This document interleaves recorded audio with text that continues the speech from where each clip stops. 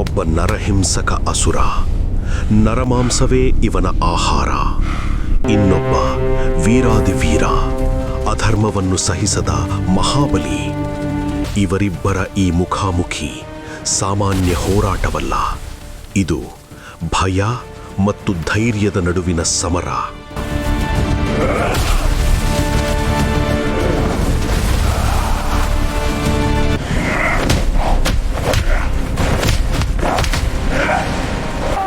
ಭಯ ಆವರಿಸಿದ್ದ ಊರಿನಲ್ಲಿ ಸಾವಿನ ನೆರಳಲ್ಲಿ ಬದುಕುತ್ತಿದ್ದ ಜನ. ಆ ಭಯದ ಅಂತ್ಯಕ್ಕಾಗಿ ಅಲ್ಲಿಗೆ ಪಾಂಡವರ ಆಗಮನವಾಯಿತು.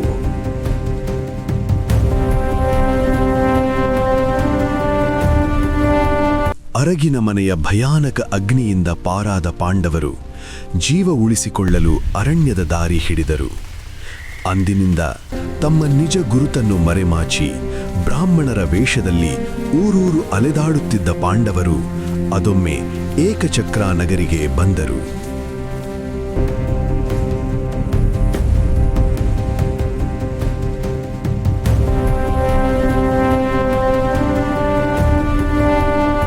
ಅಲ್ಲಿ ಒಬ್ಬ ಬ್ರಾಹ್ಮಣನ ಮನೆಯಲ್ಲಿ ಆಶ್ರಯ ಪಡೆದುಕೊಂಡ ಅವರು ಭಿಕ್ಷಾನ್ನವನ್ನೇ ಆಹಾರವಾಗಿ ಸ್ವೀಕರಿಸುತ್ತಾ ಸರಳ ಜೀವನ ನಡೆಸುತ್ತಿದ್ದರು.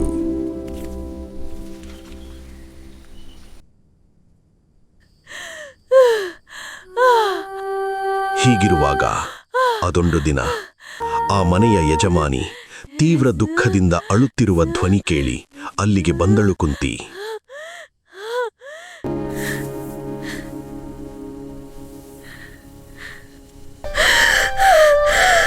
ಯಾಕಮ್ಮ, ಏನಾಯ್ತು? ಯಾಕೆ ಅಳುತ್ತಿರುವೆ?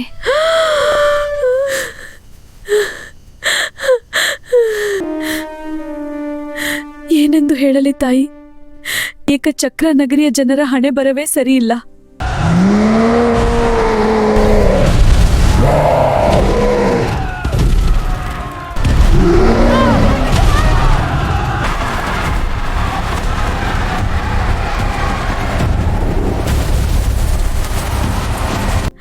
ಬಕಾಸುರನೆಂಬ ಈ ಅಸುರನಿಗೆ ಸರದಿ ಪ್ರಕಾರ ನಿತ್ಯ ಒಂದು ಬಂಡಿಯನ್ನ, ಒಬ್ಬ ವ್ಯಕ್ತಿಯನ್ನು ಆಹಾರವಾಗಿ ನೀಡಬೇಕು.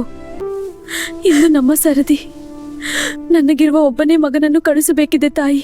ಅವನಿಲ್ಲದೆ ನಾನು ಹೇಗೆ ಬದುಕಲಿ?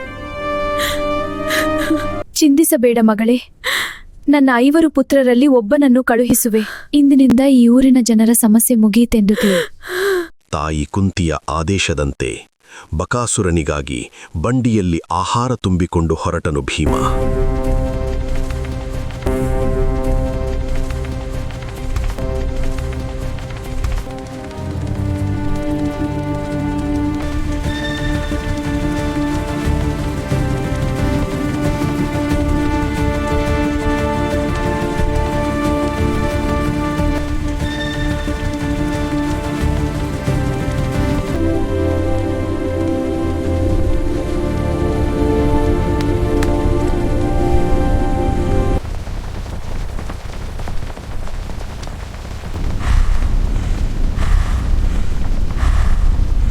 ಆದರೆ ಕಾಡಿನ ಮಧ್ಯದಲ್ಲೇ ಭೀಮನಿಗೆ ವಿಪರೀತ ಹಸಿವಾಗತೊಡಗಿತು.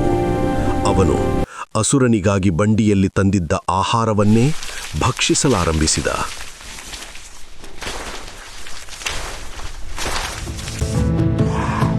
ಬಳಿಕ ಖಾಲಿ ಬಂಡಿಯೊಂದಿಗೆ ಬಕಾಸುರನ ಗುಹೆಯತ್ತ ಹೊರಟ. ಅತ್ತ ಆಹಾರಕ್ಕಾಗಿ ಕಾದು ಕುಳಿತಿದ್ದ ಬಕಾಸುರನ ಸಹನೆ ಕಟ್ಟೆಯೊಡೆದಿತ್ತು. ಹಸಿವಿನಿಂದ ಚಡಪಡಿಸತೊಡಗಿದ್ದ. ಅದೇ ವೇಳೆಗೆ ಖಾಲಿ ಬಂಡಿಯೊಂದಿಗೆ ಅಲ್ಲಿಗೆ ಬಂದ ಭೀಮನನ್ನು ಕಂಡ ಆ ಅಸುರ ನಖಶಿಖಾಂತ ಉರಿಯತೊಡಗಿದ. ಕೋಪದಿಂದ ಬಕಾಸುರ ಭೀಮನೊಂದಿಗೆ ಕಾದಾಟಕ್ಕಿಳಿದ. ಆದರೆ ಅದು ಸಾಮಾನ್ಯ ಯುದ್ಧವಲ್ಲ, ಅದು ಧರ್ಮ ಮತ್ತು ಅಧರ್ಮದ ನಡುವಿನ ಸಮರ.